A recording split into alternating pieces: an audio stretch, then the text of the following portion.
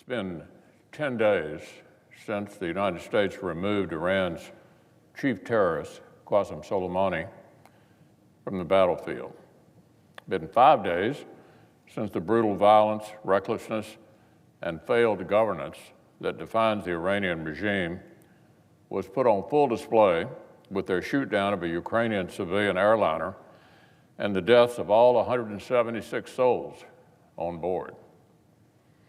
After a brief stab at a failed cover-up, the Iranian government had to come clean and explain that its own recklessness had killed more than 80 Iranians, 63 Canadians, and the other victims. And despite the claims of supposed experts on Iran that Iranians would rally behind their oppressive regime, the truth is quite different. Instead, thousands of Iranians have taken to the streets to celebrate Soleimani's death, condemn the regime's domestic repression, and call for a regime change in Tehran, and denounce their government's feeble efforts to lay its own violence at the feet of the United States.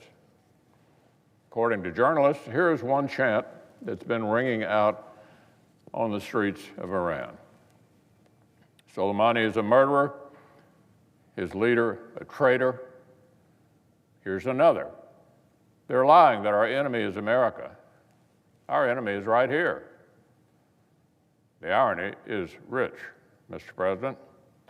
As Iran's master terrorist, Soleimani himself led efforts to brutalize Iranian protesters who dared to challenge the regime. Just a few months ago, he boasted to Iraqi leaders, quote, "We in Iran know how to deal with protests." Well, that violent approach is exactly why Iraqis and Iranians alike are now celebrating his death and denouncing the regime that he helped lead. I'm sure the mullahs regret that Soleimani himself is no longer around to help intimidate and murder their own citizens into silence. These protests aren't limited to Iran either. Protesters are back in Iraq as well. Not phony Iran-staged demonstrations, but real citizens-led protests across Iraq. Iraqis are demanding a government whose top priority is Iraqis' own interests rather than facilitating Iranian interference. Now, given the death and terror that Iran has wrought in the Middle East for decades, this kind of reaction shouldn't be a surprise. But strangely, it seems it has surprised many of our fellow Americans. Here at home, many on the left and in the media have rushed to reflexively blame President Trump and not the Iranian regime for the recent violence.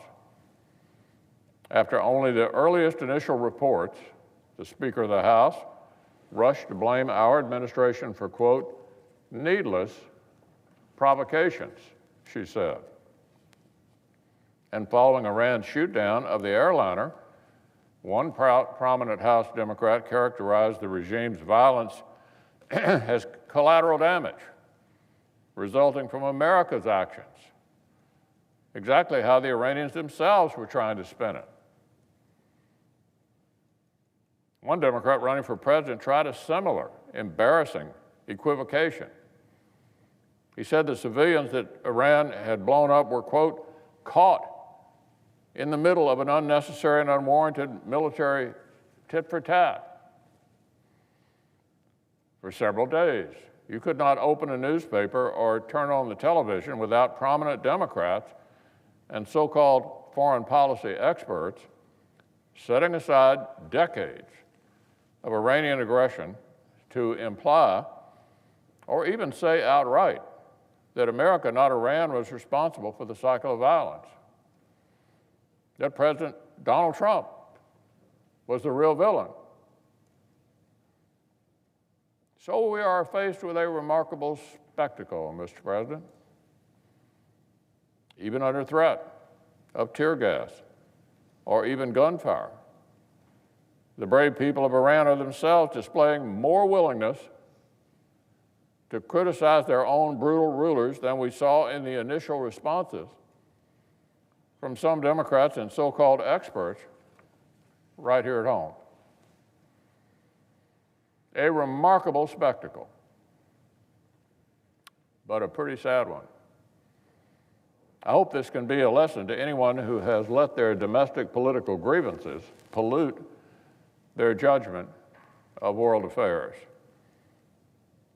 It shouldn't take the brave Iranian people themselves to remind American leaders that Tehran has long been the force for bad in this situation, and the United States is a force for good. So, as I've said, the President's bold action has attracted significant political criticism from Democrats here in Congress.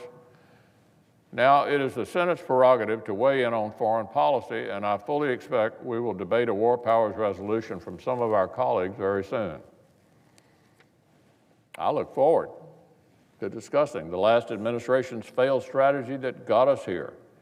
The Obama administration responded to Iran's violence and aggression with appeasement and retrenchment rather than pushback.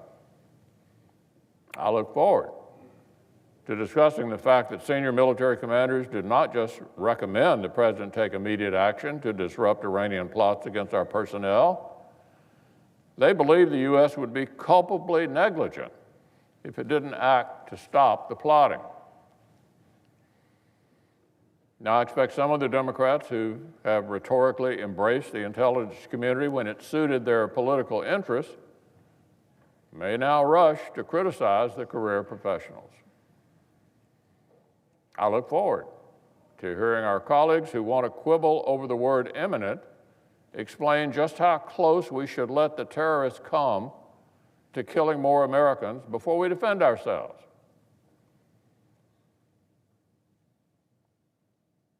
Just how close should we let terrorists come to killing more Americans before we defend ourselves? I assure you, if the President had not acted to disrupt a deadly attack, I'm confident these same critics would have blasted him for failing to protect American lives. Just a few days before the strike, the junior senator from Connecticut was blasting the administration for rendering America impotent in the Middle East. He complained that no one fears us. No one listens to us, he said.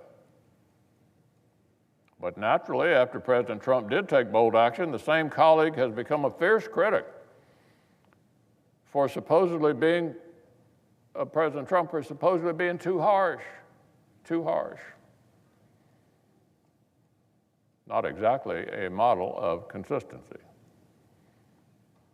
Our Democratic colleagues were very happy to give President Obama wide latitude to engage in strikes where American lives and American interests were far less directly at stake than with Mr. Soleimani. But now, the same Democrats who embraced the Obama intervention say Libya, for example, Libya, say it's a bridge too far for President Trump to respond with limited force to Iranian-directed strikes against American interests and personnel that have been escalating for months. Okay in Libya, not okay here. The double standards are literally head-spinning. So, I expect the Senate will soon debate Senator Kane's war powers resolution. For a year now, I've wanted the Senate to go on record about our military presence and strategy in Syria and Iraq. I'm glad my Democratic colleagues may finally be interested in having that discussion rather than ducking it. I don't believe the blunt instrument of the war powers resolution is an acceptable substitute for the studied oversight the Senate can exercise through hearings, resolutions, and more tailored legislation. So I'll strongly oppose the resolution. And I would urge all our colleagues to consider what message the Senate should send to Iran and the world at the very moment that America's actions are challenging the calculus in Tehran for the better. We appear to have restored a measure of deterrence in the Middle East. So let's not screw it up.